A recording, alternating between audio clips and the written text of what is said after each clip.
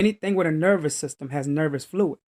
And nervous fluid is very, very important because it is something that the secret societies know extend into our nervous fluid.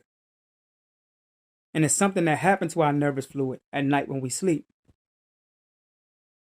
And so what they do is they'll give you an animal and tell you that it's food, knowing that it has corexin in it, right? Or certain processed chemicals in it that suppresses the nervous fluid, which is this master component that the secret societies know about. It suppresses that overnight, and now you can't even dream. You can't get the information that's awarded to you by things that's connected to your DNA outside of this realm. Your DNA is connected to things outside of this realm. Modern science really don't know 50% of the body, the biology, the anatomy. Trust what I'm saying to you. These people are still experimenting. This is why they've never cured anything. This is why you have doctors with diabetes and high blood pressure who is giving advice to their patients who has high blood pressure, diabetes, and cancer. You know why? Because the same doctor that's telling you that this diet is good for you, that's killing you, they eating that same diet. So who's the healer in this equation? If you have the sick trying to heal the sick. And there's a lot of that going on today.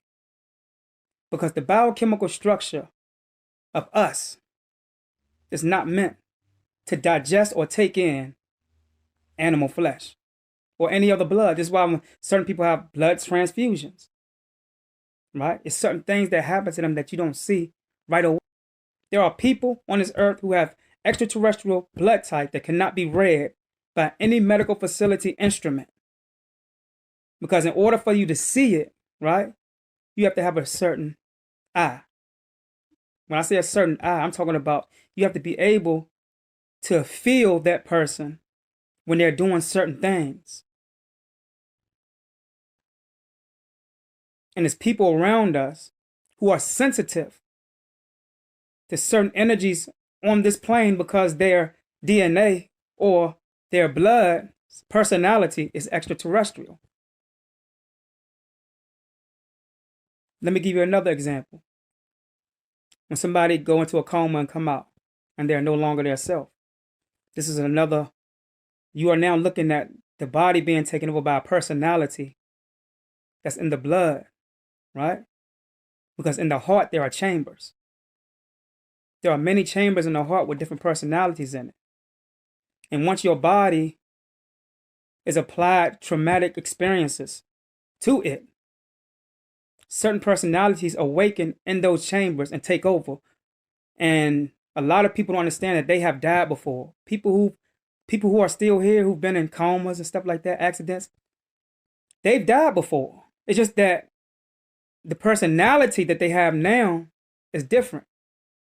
Just like they say, a cat has 9 lives. There are humans, there are people here who have many lives as well.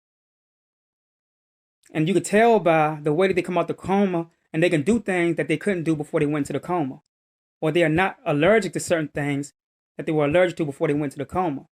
There's certain studies that you can look up where people who can play piano after being struck by lightning and surviving, they are now able to play piano